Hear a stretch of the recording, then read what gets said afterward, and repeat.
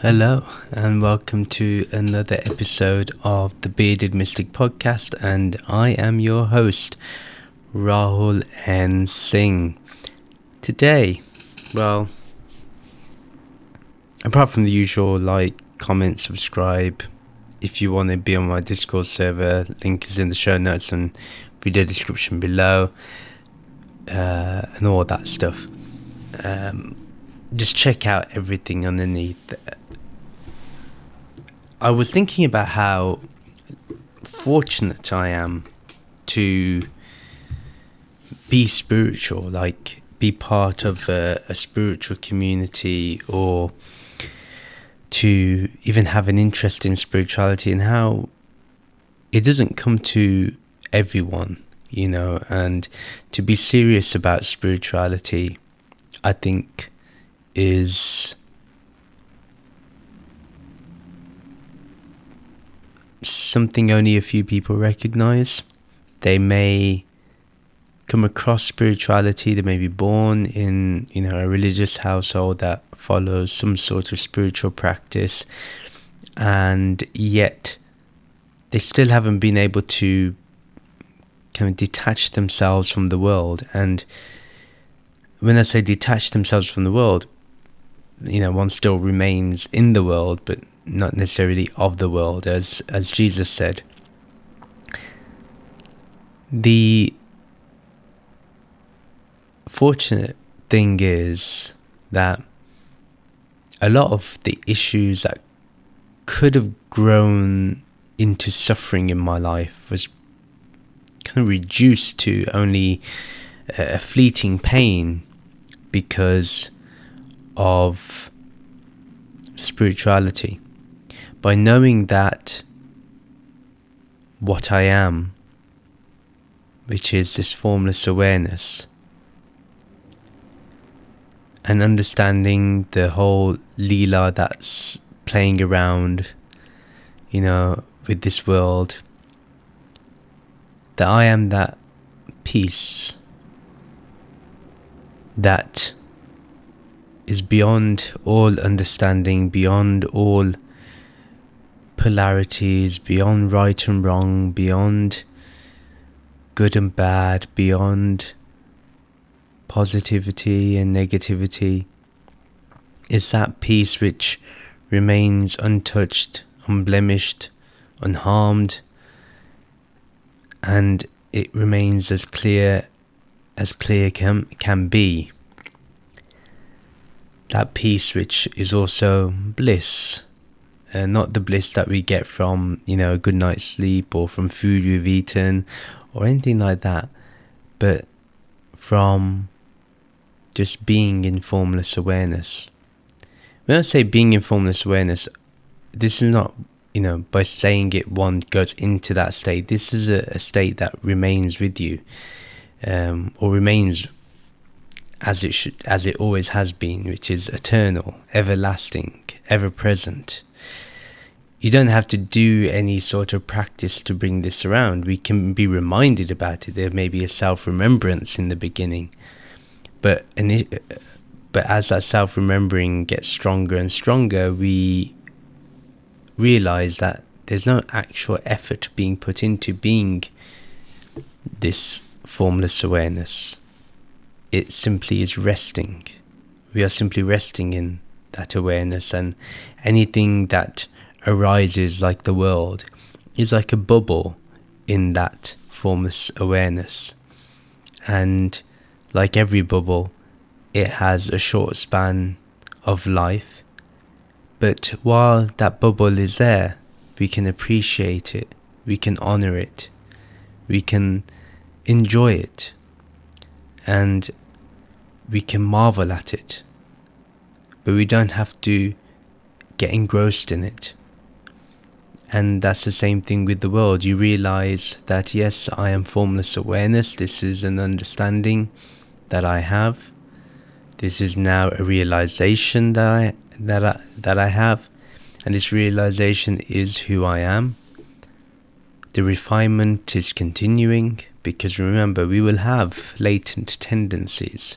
We may claim all sorts of things like, oh, I never feel angry or hurt, or that's pure nonsense. If you don't feel anger or hurt, I would say that is a defect.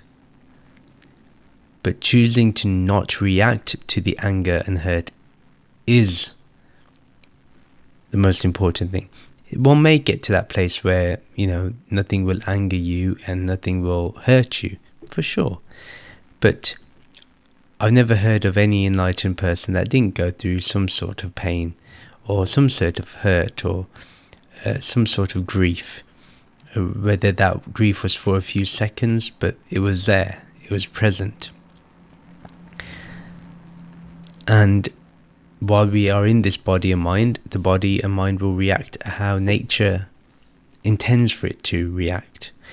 We don't have to put any special effort into forcing the body to be as it should be, or forcing the mind to be as it should be.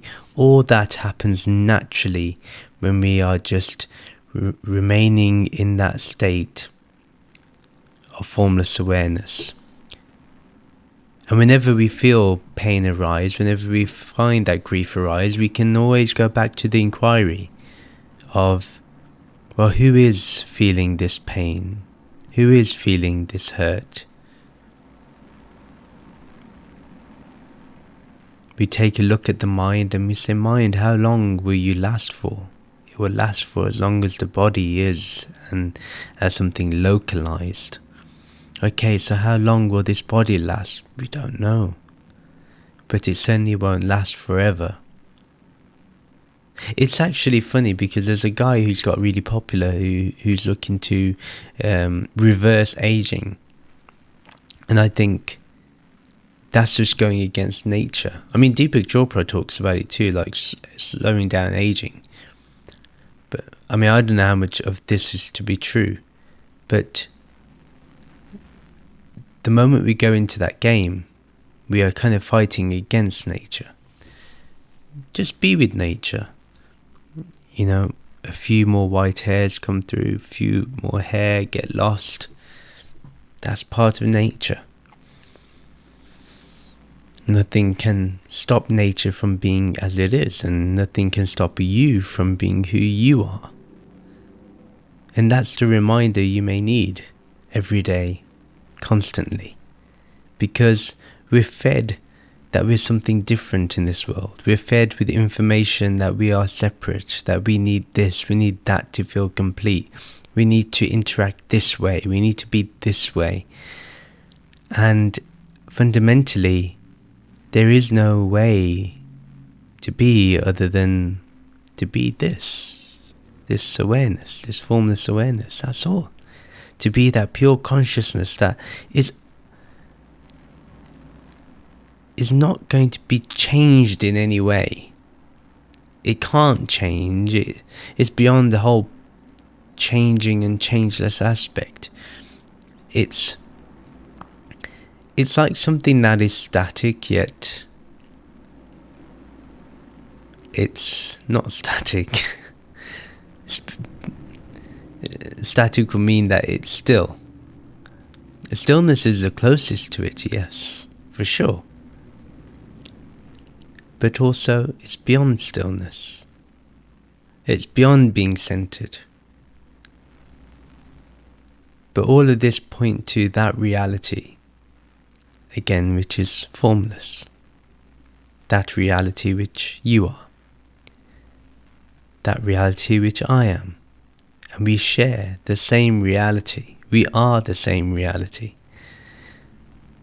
The sameness is, undoubted. We cannot doubt this sameness once we've realized what we are. Hence, an enlightened person doesn't necessarily see you as anything different. To you, it may be meeting an enlightened person, but for the enlightened person, they're only meeting themselves in you. And so that's why we have to understand the way the enlightened one thinks in order to even transcend some of the limitations we put on for ourselves. If we are apparently self-realized, then I would even go far to say that we've dealt with our traumas, we've dealt with our issues that could bring us down heavily. Reason why I say this is because I don't think an enlightened person can go down that path. I'm not saying it's not a possibility, but I see it as unlikely. I often hear how people become self-realized, and you hear they get into trauma, and they get hurt, and they're depressed, and they get depressive attitudes, and the heaviness of that, and obviously that creates feelings of that they want to unalive themselves. And all these things are there because we've understood that we are pure consciousness, or we are this awareness, this formless awareness, but we've not really ensured that we've dealt with the mind. And that's why, in the Advaita Vedanta philosophy, it's very important that, yes, we all know I am Brahman, but have we dealt with the sense cravings? Have we dealt with the vasanas, the samskaras, those latent tendencies, those vrittis, those movements that cause us to desire something, to think something, to want something, to chase something, to avoid something, to turn away from something?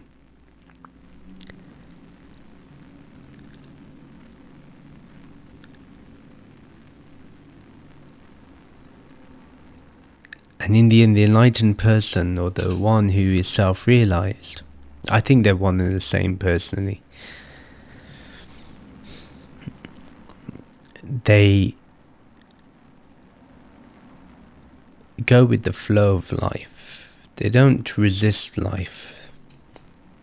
So, if you haven't dealt with the traumas yet, and you believe yourself realized, I would say that it's worth checking whether one really did have self-realization, or whether one had a mystical experience that was deep and profound, but was a sign that we were going towards the right direction, and we can go towards that right direction, but we've got things to deal with. That's why I often say that if anyone is on the spiritual path, then you are known to have mental health issues, and you're looking to transcend the mental health issues. Is spirituality your answer? I would say no. Alongside, you must work with a mental health professional, do the necessary work with them, and do the necessary work with spirituality. The whole point is to speed up that process. For example, if you rely just on spirituality, you'll go a few steps forward, but you'll also take a few steps back most of the time. And to avoid that, why not just take steps forward and seek that mental health professional, and also practice spirituality? I think it's of a sane mind that does that. Someone who avoids their issues is going to catch up to them, whether they think they're enlightened or not. And the biggest test is to see what triggers you, what upsets you, and inquire where that is coming from, what the root cause is. And so that's what my course is really going to be about, because the beginning of it, the first half, so there's a 6-month course, and 3 months is actually dealing with the issues that we may face post enlightenment, post realization that I am Brahman, that I am formless awareness. Because if we don't deal with those things, then, and we don't do the work, we will only keep falling back into the cycle. For me, that's why I want to do the course and create it, because I want there to be a structure to what we do, to the work that is done. And that the coaching also helps to produce the right line of inquiry. And to understand that, yes, although we are not the body and mind, that is understood. But that doesn't mean that we let go of the function. We should optimize the function in order to explore enlightenment fully. What I mean by that is not like enlightenment is something to attain, but something to discover.